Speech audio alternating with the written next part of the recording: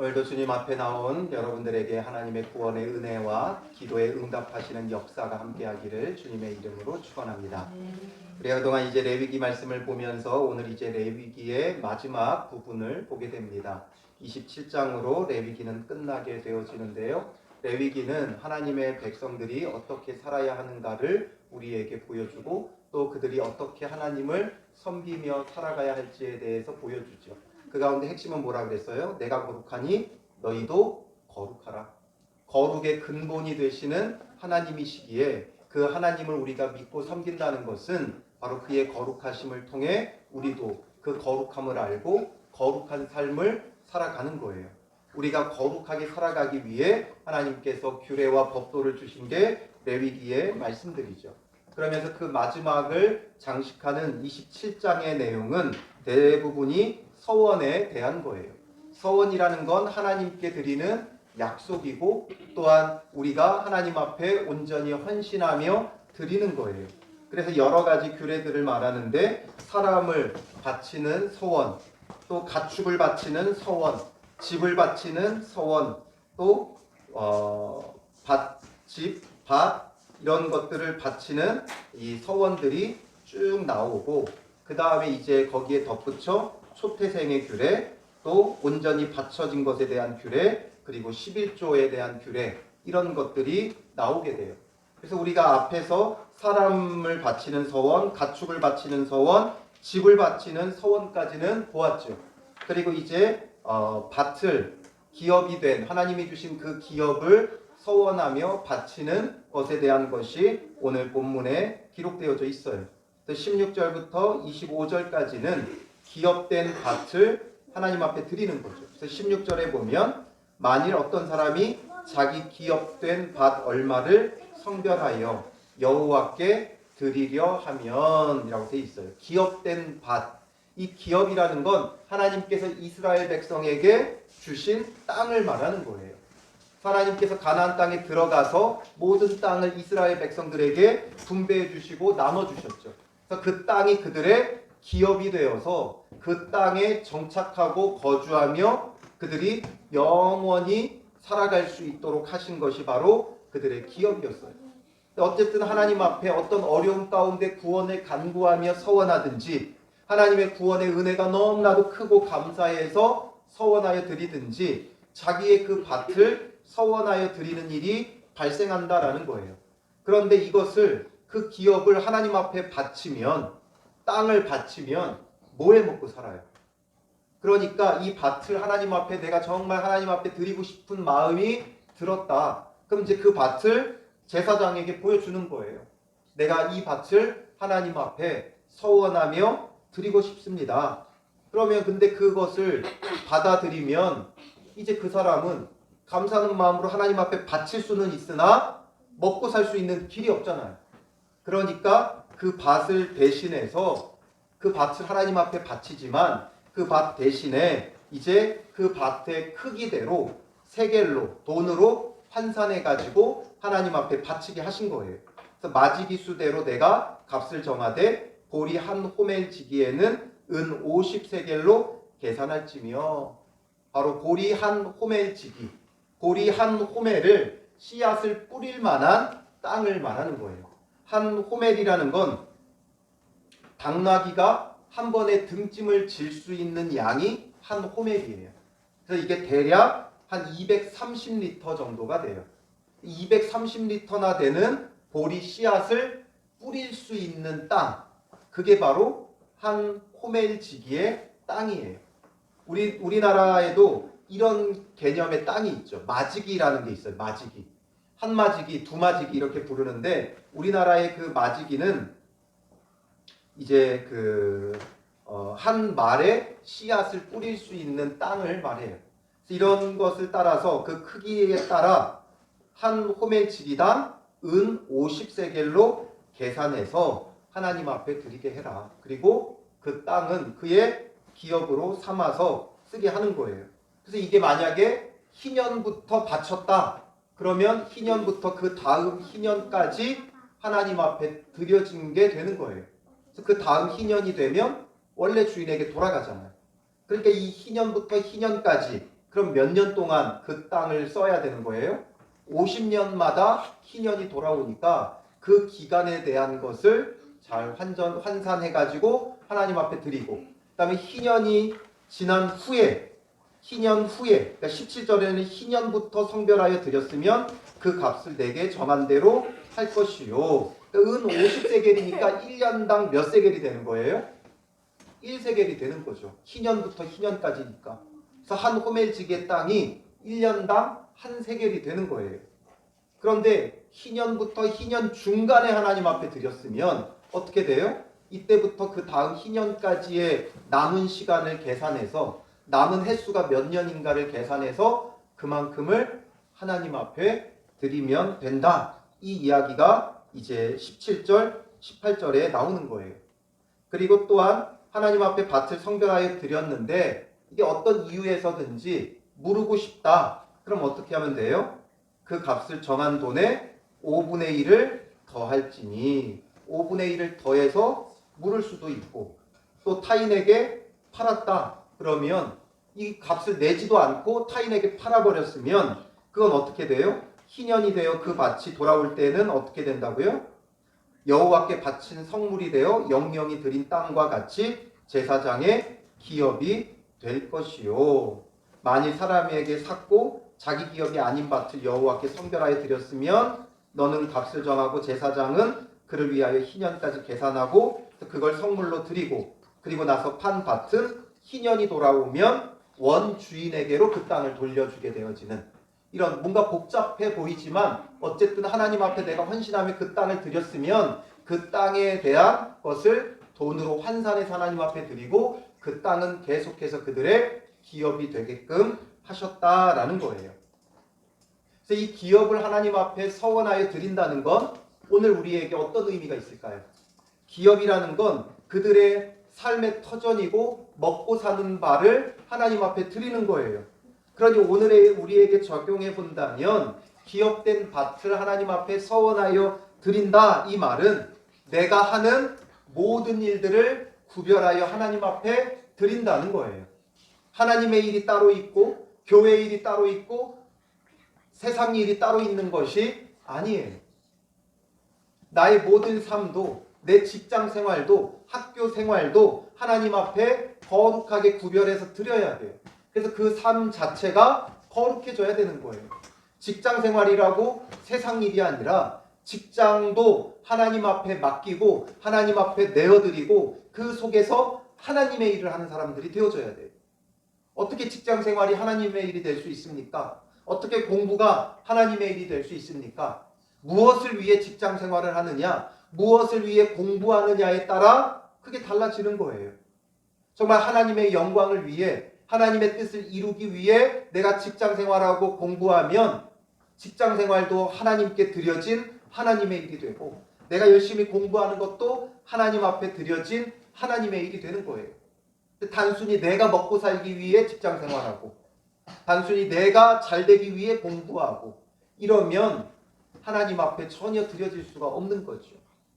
그러므로 기업된 밭을 하나님 앞에 드린다는 건 내가 하는 모든 일들을 하나님 앞에 드린다, 이런 의미가 있는 거예요.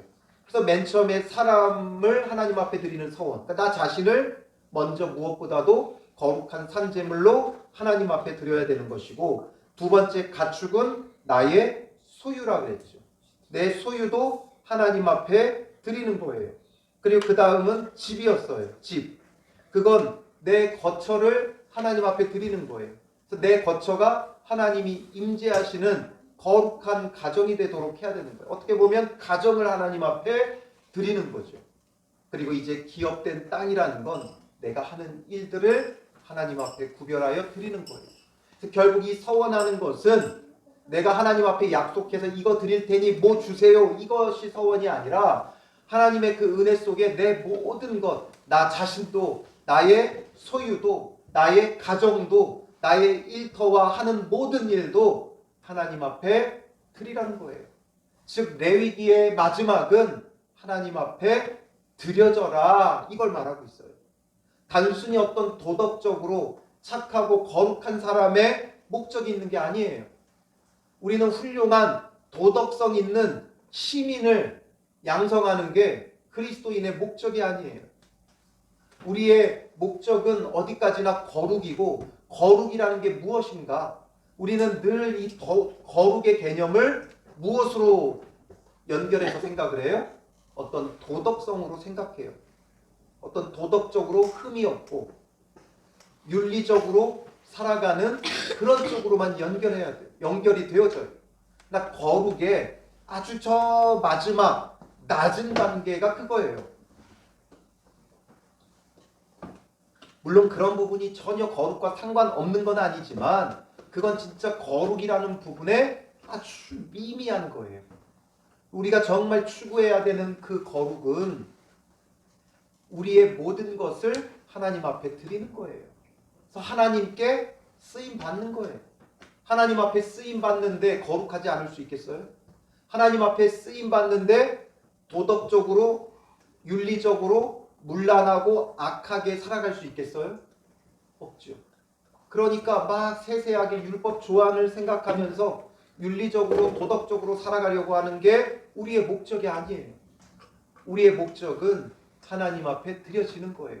하나님 앞에 드려짐으로 하나님으로부터 그 거룩함이 우리에게 전가되어져야 돼요. 하나님으로부터 그 거룩이 우리에게 공급되어져야 돼요. 우리가 윤리적으로만 착하게 살려고 하니까 한계에 부딪히는 거예요. 착하게 살아야지. 내 욕심을 제어해야지. 내 이 분노하는 감정을 좀 참아야지. 착하고 좋게 해야지. 이런 정도의 적용을 하고 있으면 번번이 우리는 넘어질 수밖에 없어요.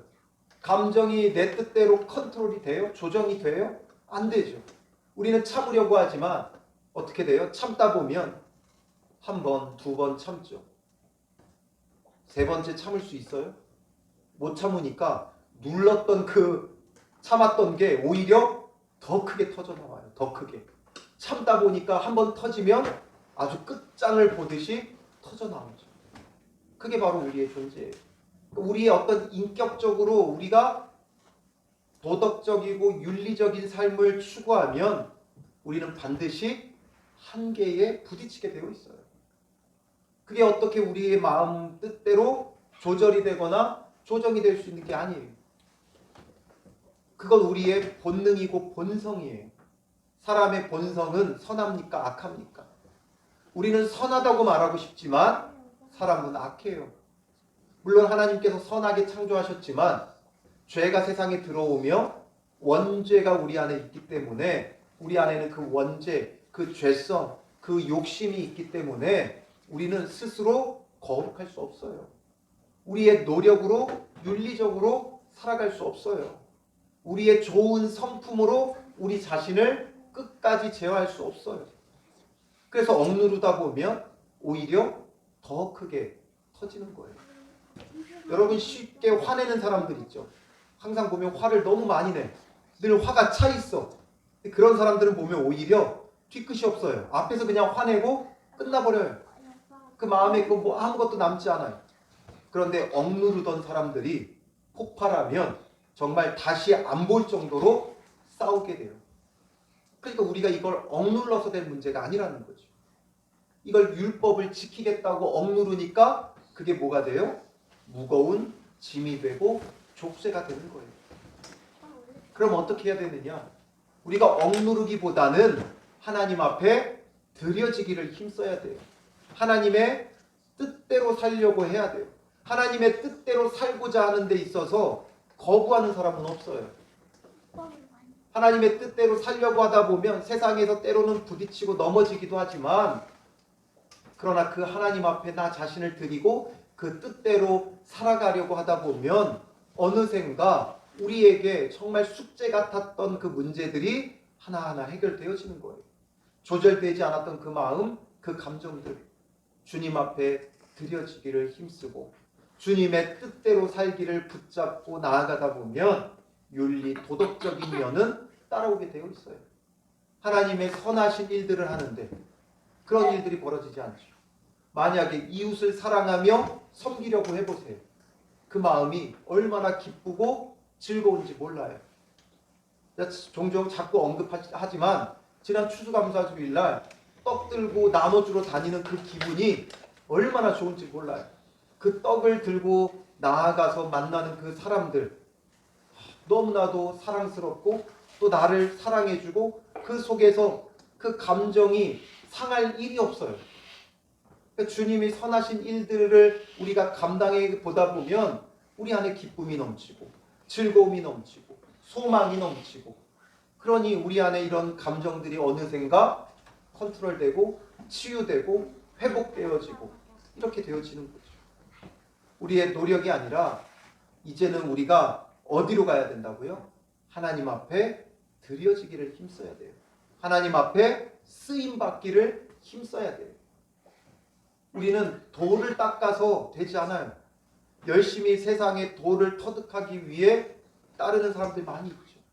금욕 생활도 하고 수도 생활도 하고 하지만 그들이 이르게 되는 곳이 무엇입니까? 얻을 수 있는 건 없어요. 고행을 통해서 얻을 수 있는 건 없어요. 우리는 어떤 수련과 고행이 아니라 하나님 앞에 드려지길 힘써야 돼요. 그래서 레위기 마지막은 하나님 앞에 드려지는 것으로 끝나는 거예요. 자기 자신을 드리고 내게 주신 모든 것들을 소유를 드리고 나에게 주신 거처, 가정을 하나님 앞에 드리고 또 내게 주신 기업도 하나님 앞에 드리는 거예요. 그게 바로 서원이에요. 저도 처음에 이 서원이 마지막 장에 오는 걸 보면서 왜 서원으로 끝날까? 이런 생각을 많이 했어요. 그런데 계속 곱씹어보고 묵상해보니까 결국 레위기의 결론은 무엇이냐? 거룩인데 무엇으로 우리는 거룩할 것인가? 하나님 앞에 드려짐으로써 나 자신이 드려지고 나의 소유가 드려지고 나의 가정이 드려지고 나의 기업이 일터가 하나님 앞에 드려질 때 우리가 참된 거룩함을 누릴 수 있다는 거예요. 그리고 이제 뒤따르는 몇 가지 규례들이 덧붙죠. 초태생에 대한 규례. 처음 난 것 오직 가축 중에 처음 난 것은 여호와께 드릴 첫 것이라. 소나 양은 여호와의 것이니 누구든지 그것으로는 성별하여 드리지 못할 것이며. 첫 것은 여호와의 것인데 왜 이건 성별하여 드리지 못하냐? 당연히 하나님 앞에 드려진 거예요. 그러니까 이걸 가지고 서원하며 드리면 안 된다는 거죠. 겸사겸사 드리면 안 된다는 거예요. 내가 이걸 드려야 하면 이걸 드리고 저걸 드려야 하면 저걸 드려야 돼요. 내가 가축으로 서원하고자 하면 가축으로 서원해야 될 그 가축이 따로 있고 또 처음 난 것은 당연히 하나님의 것이기 때문에 이건 이미 하나님 앞에 드려야 한다는 거죠. 그러니까 우리는 겸사겸사 함께 더불어 하자 이게 되는 게 아니라는 거죠. 초태생으로 드릴 건 초태생으로 드리고 그리고 서원하여 드릴 건 서원하여 드려야 한다라는 거죠. 그리고 만일 부정한 짐승이면 부정한 짐승은 하나님 앞에 제물로는 쓸 수 없죠. 그런데 내가 만약에 이 부정한 짐승이라 할지라도 하나님 앞에 서원하며 드리고 싶으면 하나님 앞에 드릴 수 없기 때문에 내가 정한 값에 그 5분의 1을 더하여 물을 것이요 만일 무르지 아니하려면 내가 정한 값대로 팔지니라.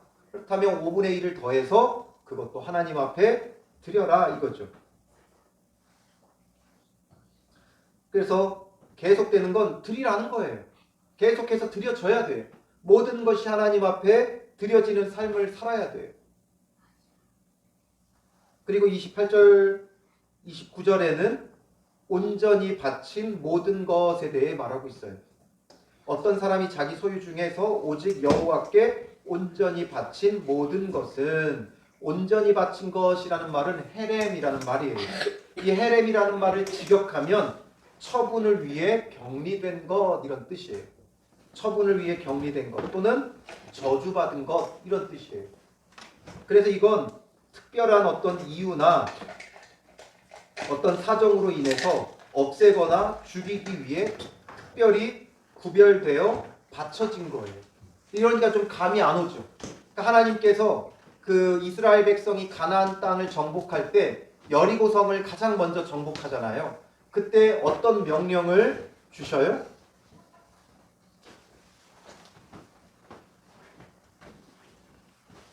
여호수아 6장 17절 같이 읽어볼까요? 이 성과 그 가운데에 있는 모든 것은 여호와께 온전히 바치되 기생 라합과 그 집에 동거하는 자를 모두 살려주라. 이는 우리가 보낸 사자들을 그가 숨겨 주었음이니라. 너희는 온전히 바치고 그 바친 것 중에서 어떤 것이든지 취하여 너희가 이스라엘 진영으로 바친 것이 되게 하여 고통을 당하게 되지 아니하도록 오직 너희는 그 바친 물건에 손대지 말라. 온전히 바쳐라. 모든 것, 여리고성에 있는 모든 것은 손대지 말아라. 하나님의 것이기에 손대지 말라는 거예요. 그리고 나서 이 여리고성은 첫 성이잖아요. 그러니까 항상 첫 것은 하나님의 것이에요. 그러니까 이 첫 성인 여리고성은 하나님 앞에 온전히 바쳐진 거예요. 그거는 어떻게 해야 돼요? 내가 가지면 안 돼요. 내가 소유하면 안 돼요. 그러니까 온전히 바쳐졌으니까 거기 있는 건 어떤 것도 취하지 말라고 말씀하시죠. 그러나 이제 그 이후에 아이성부터는 점령하는 것들을 하나님께서 그들에게 가지도록 소유하도록 허락하셔요. 그런데 이때 이 온전히 바친 것을 탐한 자가 누구예요? 바로 아간이었죠. 7장 1절 여호수아 7장 1절 같이 볼까요? 이스라엘 자손들이 온전히 바친 물건으로 말미암아 범죄하였으니 이는 유다 지파 세라의 증손 삽비의 손자 갈미의 아들 아간이 온전히 바친 물건을 가졌습니다. 여호와께서 이스라엘 자손들에게 진노하시니라. 아간이 이것을 범하게 되어졌고 이 일로 인해서 결국 어떤 일이 벌어져요? 아이성 전투에서 큰 패배를 맛보게 되어지죠. 바로 온전히 바쳐진 건 이런 거예요. 하나님께서 자기 것으로 명하신 건 우리가 소유하거나 가지면 안 돼요. 반드시 하나님 앞에 드려져야 돼요. 아까 첫 것이라고 말했던 것 뿐만 아니라 하나님 앞에 서원하여 드린 것, 이런 건 하나님 안에서 하나님께서 처분하시는 거지 우리가 처분한다거나 우리의 임의대로 소유한다거나 다루면 안 돼요. 그걸 탐내서도 안 되는 거죠. 그래서 항상 하나님 앞에 바쳐진 것은 바쳐진 대로 우리가 그걸 뭔가 탐하거나 눈독을 들이면 안 되는 거예요. 그래서 하나님 앞에 온전히 바친 것 그대로 드려져야 되고 30절부터 33절은 마지막으로 이제 11조 규례에 대해서 말하죠. 30절에 그리고 그 땅의 10분의 1 곧 그 땅의 곡식이나 나무의 열매는 그 10분의 1은 여호와의 것이니 여호와의 성물이라.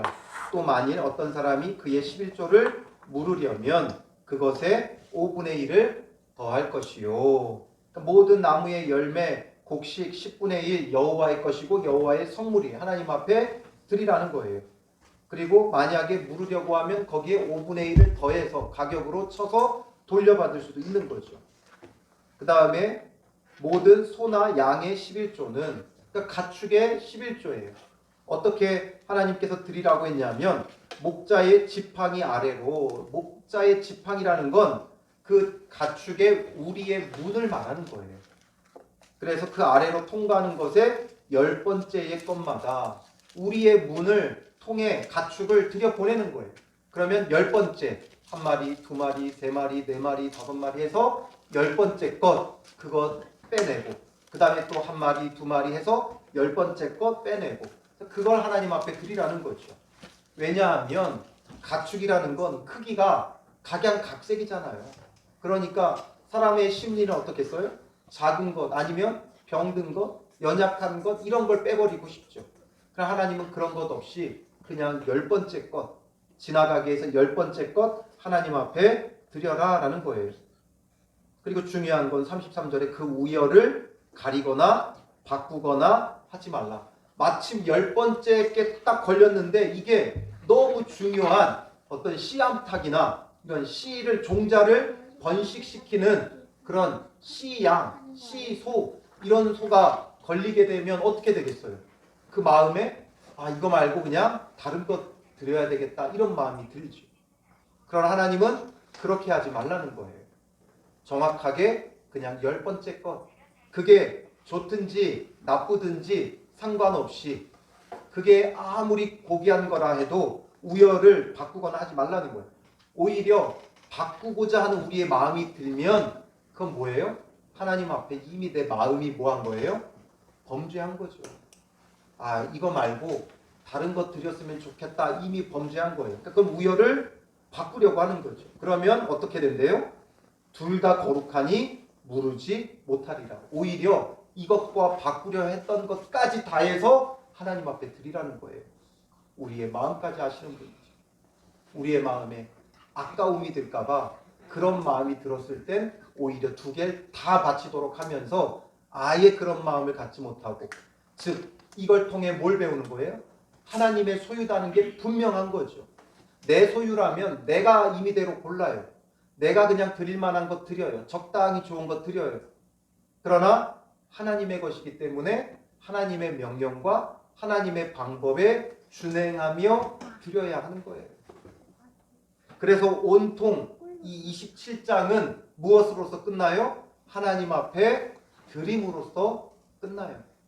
우리의 마음에 하나님이 주시는 마음들이 있어요. 그 마음이 들면 그거 반드시 드려야 돼요. 근데 우리는 항상 마음의 감동이 있었는데 막상 하나님 앞에 그렇게 헌신하려고 하면, 드리려고 하면 뭔가 아깝거나 조금 후회가 될 때가 있어요. 그래서 변경해서 그냥 적당한 선에서 하려고 하는 마음이 들죠. 그러면 안 된다는 거예요. 하나님이 주신 마음, 감동 있으면 그때 그대로 하나님 앞에 드려야 돼요. 하나님의 감동이 오는데 우리가 애써 그 마음을 억누르면 안 돼요. 그래서 우리의 삶, 나 자신을, 그리고 내 소유를, 내 가정을, 내 기업을, 그리고 이미 바쳐진 모든 것들 온전히 하나님 앞에 드려지고, 물으려면이라는 건, 물으려면 어떻게 해야 돼요? 5분의 1을 오히려 덧붙여야 돼요. 그러니까 물으는 게 좋아요? 안 물으는 게 좋아요? 안 물으는 게 좋은 거예요. 덧붙여야 돼요. 그러니까 그 얘기는 결국에는 물으지 말라는 거죠. 하나님 앞에 드렸으면 하나님 앞에 드려진 것 그대로 하나님 앞에 쓰임받으면 되는 거예요. 그래서 우리가 서원할 때 하나님이 주시는 마음 억누르지 말고 그대로 순종하며 드리는 것 중요해요. 그런데 또 반대로 너무 감정적으로 헌신하고 드려서도 안 돼요. 그냥 어떤 분위기에 휩싸여서 드리면 안 돼요. 하나님 앞에 드리려면 정말 신중하게 생각해야 돼요. 그러니까 내 감정적으로 막 흥분해가지고 내 그 기분을 못 이겨서 막 해놨다가 나중에 감당 못할 일이 될 수도 있는 거예요. 내가 갑자기 그냥 집을 바치겠다고 했다가 나중에 감당 못할 일이 돼요. 그 집을 내 집이면 그나마 내가 감당할 수 있죠. 내가 드리면 돼. 내 집도 아닌데 엄연히 남편이 있는데 남편 명의의 집인데 그걸 내가 하나님 앞에 바치겠다고 하면 안 되잖아요. 부모님 집인데 내가 그걸 하나님 앞에 바치겠다고 하면 안 되잖아요. 우리가 감정적일 땐 그럴 수도 있다는 거예요. 그러니까 항상 서원할 때는 감정적이면 안 되고 정말 신중하게 기도하며 생각해야 돼요. 하나님이 주신 그 감동 기도하면서 확신할 수 있을 때까지 기도하고 결단하고 하나님 앞에 서원해야 되는 거예요. 그냥 내 기분에, 내 감정에 그렇게 하면 안 돼요. 내가 감당 못할 것을 서원하면 안 된다는 거예요. 그래서 주님 안에서 정말 신중하게 기도하며 어떻게 드려져야 하는 것이 옳은 것인가를 우리는 늘 고민해야 돼요. 어떻게 드려져야 되는가? 무엇으로 드려져야 되는가? 이걸 고민하라는 거죠. 남들이 이거 하니까 다 따라할 필요도 없어요. 아나니아와 삽비라의 문제가 뭐예요? 하나님 앞에 서원을 해도 되고 안 해도 돼요. 그리고 자기가 드리고 싶은 만큼 절반만 하나님 앞에 드리겠다고 해도 돼요. 신명기 23장 21절부터 23절 같이 볼까요? 내 하나님 여호와께 서원하거든 갚기를 더디하지 말라. 내 하나님 여호와께서 반드시 그것을 내게 요구하시리니 더디면 그것이 내게 죄가 될 것이라. 내가 서운하지 아니하였으면 무죄하리라. 그러나 내 입으로 말하는 것은 그대로 실행하도록 유의하라. 무릇 자원하니 무릇 내 하나님 여호와께 내가 서원하여 입으로 언약한 대로 행할지니라. 내가 서원하지 아니하였으면 무죄하리라. 그 얘기는 서원하지 않아도 된다는 거예요. 그런데 감정에 못 이겨서 서원했다가 못 갚는 건 그건 범죄하는 거예요. 아나니아와 삽비라 그런 거예요. 초대교회 때 막 사람들이 자기의 전 재산을 팔아 사도들 발 앞에 갖다 놓고 그것을 칭찬받고 그 사람들이 인정받고 존중받는 걸 보니까 그 마음에 하나님 앞에 서원한 거죠. 나도 이 밭을 팔아 하나님 앞에 다 드리겠습니다.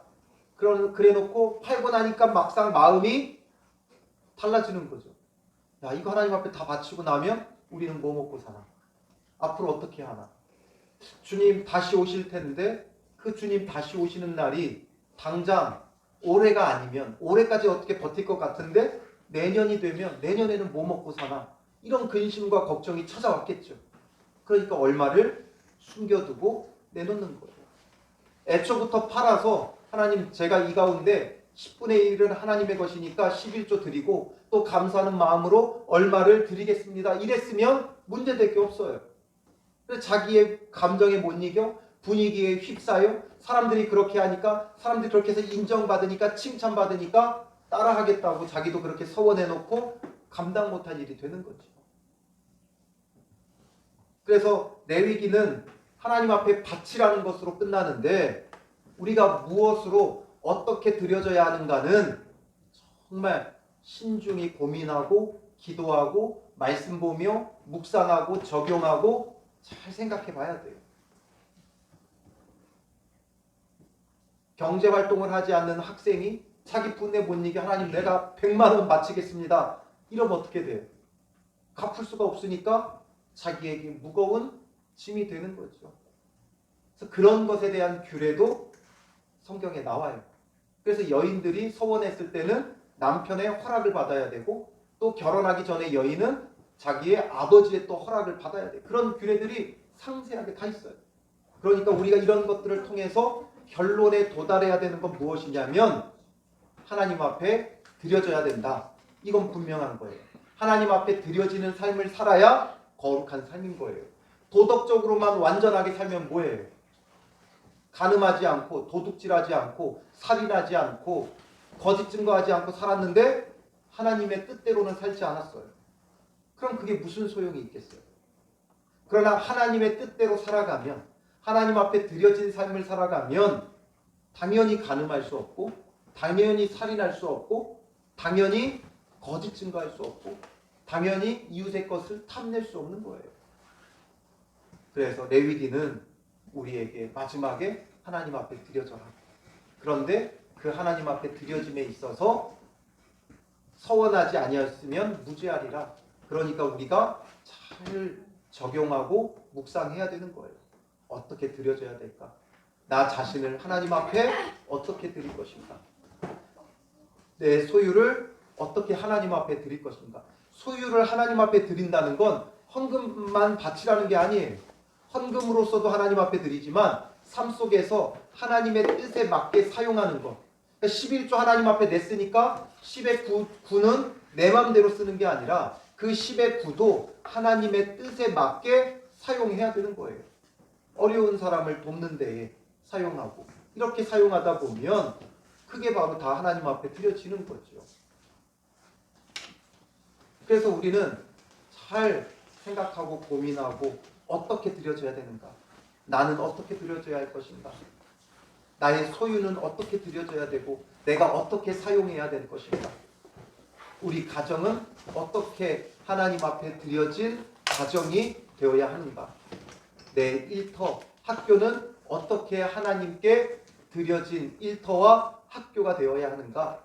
이걸 끊임없이 우리는 고민하고 묵상하고 또 하나님 앞에 그래서 드려지는 정말 주시는 그 마음을 잘 헤아리고 잘 느끼고 그래서 그것으로 하나님 앞에 드려져야 된다는 거예요.